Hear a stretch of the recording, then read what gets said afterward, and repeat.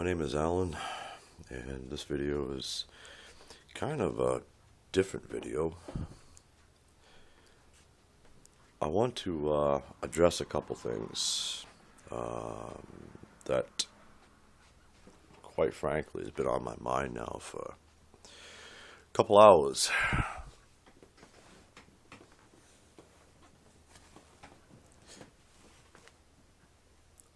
About 3 hours ago, I had some visitors show up here at my door, and they came in and we sat down, talked over coffee, and we were talking about Danita and how gifted she is. And one of my now ex-friends decided that she would go on this little roll about mental illness and personal problems, and she made a comment that really set me off. That people with mental illness are not to be trusted, and unfortunately I blew up, and what I had to say following that was not very civil. This video is to talk very specifically about mental illness. I'm not a counselor, and those that know me know that. But I want to state something for official record on this video for everybody to see, to hear, to watch. Mental illness is not a crime, and I'm tired of people labeling people with mental illness as criminals. As far as Danita is concerned, let me explain something about Danita that I've never said on any video or told any family member. But I'm going to say it now because now is the time it needs to be said. Danita is very special. She's very gifted. She has talent inside her that goes beyond any talent I myself could ever possibly dream of having. She's gifted in that she's direct, she's honest, she's straightforward. Because she has a mental illness doesn't make her a criminal or a bad person, and I am very angry that people could even insinuate that. My daughter Lisa, who was here last week, probably a little over a week ago, with myself and Danita, knows how very talented and gifted Danita really is. My daughter Lisa and Danita sat down and talked for hours. Here's the thing. Having hypomania, bipolar, etc. I don't know if people understand the way I'm going to turn this, so I'll try to explain. It's not a chemical issue, it's an organic issue. It's associated directly with the brain. Danita has gone through things that most women hopefully will never have to go through. Just recently, I had the very saddening fact of knowing that somebody in her life raped her. His name is Chris, and I brought it upon myself to confront Chris, and I told him that he's very lucky that I wasn't in my youth 20 years ago, because the outcome would have been very different. I talked to Danita's mom, Deb, and I explained what had happened, and Danita verified it. And along with a couple of her very good friends also verified that it took place. Danita and Chris got together during the evening about 3.5, 4 weeks ago, and Chris apparently had ulterior motives. And because of Danita's state of mind at the time, he chose to use that moment to disadvantage her. And what I'm saying is he put some drugs in her coffee and incapacitated her to the point where he then had sex with her. Now, some people say that that's not classified as rape, and excuse my language, but you're full of shit. It is rape. She was not in her right state of mind because of her mental illness at the time, and combined with the drugs that he gave her in her coffee. She was not in her right state of mind to consent, legally consent to sexual intercourse, period. And where he had sex with her at that time, that is nothing shy of rape. Her mental illness sometimes allows her to make choices that are not logical, that are not safe. And when that happens, a lot of issues take place. Number one, if you have sexual intercourse with anyone in that right state of mind, or wrong state of mind, I should say, I correct myself, then I got news for you. According to state and federal law, you committed rape. R-A-P-E, rape. It's non-consensual. Yes, she may have said yes, and she may have taken her clothes off on her own. But under the circumstances, she didn't do so because she wanted to. She did so because in her condition, she felt that's what she wanted. Now, Chris, I know you watch my videos. I received information on that yesterday. I'm going to explain something on this video, and I want you to listen very carefully. Whether Danita or Danita's mom chooses to carry this forward or not in a courtroom is irrelevant. I am. And I'm going to tell you very straightforward. I am going to proceed with this. You raped her.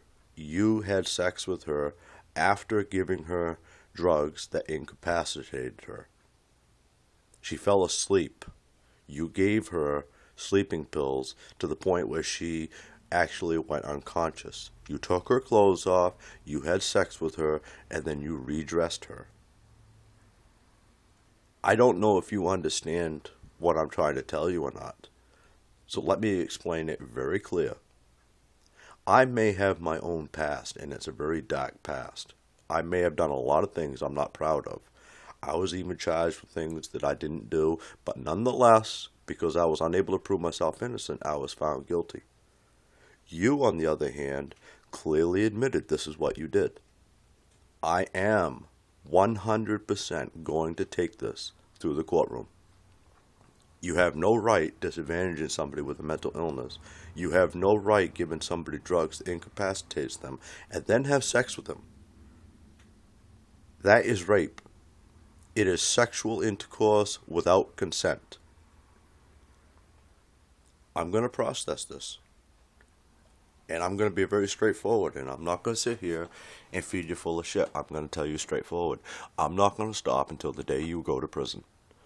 What you did to her, it's unexcusable. You can't try to justify it. There is no justification whatsoever. She has a mental illness, as do so many people. Do I have a mental illness? I believe so. I believe we all do at some point or other.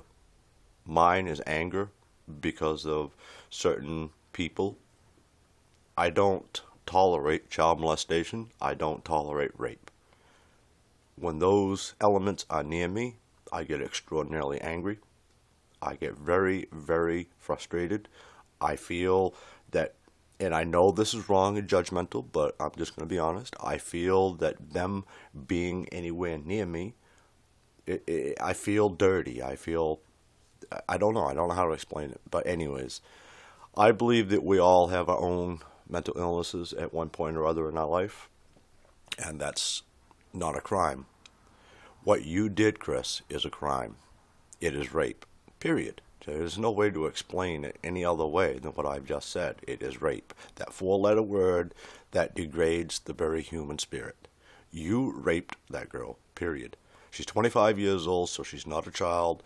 But under the circumstances, with her mental illness kicking in the way it did, Her mind was responding as that of a child. You raped her.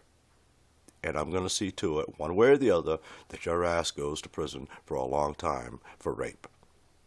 Now, I need to get off from that because, as you can tell by my voice, I'm starting to get a little heated up, and I apologize, everyone else. Mental illness is not a crime. It is not a crime to have a mental illness. It is not a crime to have schizophrenia. It is not a crime to have bipolar-II. It is not a crime to have hypermania, hypomania, or etc. It is not a fucking crime. When will you people understand that a mental illness simply means that there is either a chemical or organic issue going on inside the brain or body that causes them to have issues beyond their control? And that's the key. It's beyond their control. Medication helps them. Will it cure them? No, of course not. We live in an age that, unless you're a multimillionaire, you can't really become cured, so to speak. I sit in this apartment day in, day out, and I look around and I see things in here that the average person would say, oh, well, whatever. You know, a bunch of movies, a laptop, a stereo, you know, some books, even cigarettes, coffee, whatever. When you get to a position where you feel like everything is closing in on you and you no longer have a reason, put in a movie. Get on your laptop, log into your blog or something, turn the radio on, sit down, have a cigarette and a cup of coffee, stand in the middle of the floor and dance to your favorite song, whatever. Get on the phone, call somebody. A mental illness doesn't mean that you've done anything wrong. A mental illness does not mean you're a criminal. It doesn't mean you're a disease or a virus. People are not going to catch it by being around you. But the longer people stereotype a mental illness, you actually make the person worse because now they feel less than human. I mean, let me use myself in a bizarre, extreme circumstance. Suppose I had testicle cancer, and I went into the doctor and they said, oh, Al, we're sorry to tell you, you have cancer of the ball sack, so we're going to have to remove your nuts. So I go for the procedure, and they take my balls off. Excuse my language, but straightforward. They take my balls off. They put them in a little medical jar, send them to the laboratory. I come home in a couple days and heal. And now I no longer have my manhood. Does that make me less of a man? No. It just means that I have less parts to me. When you take a person with a mental illness and you isolate them, you condemn them, and you treat them like a virus, you're making them literally feel like less of a person than they really are. That's the crime. Mental illness isn't the crime. It's the stereotype that goes along with it that becomes the fucking crime. I'm sorry for my attitude. I'm sorry that I'm angry.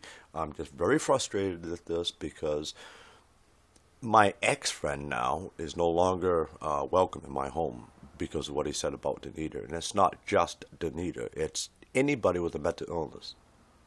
Why don't you people just lay off for a while and take a look at these people? They're no different than you and me, for Christ's sake.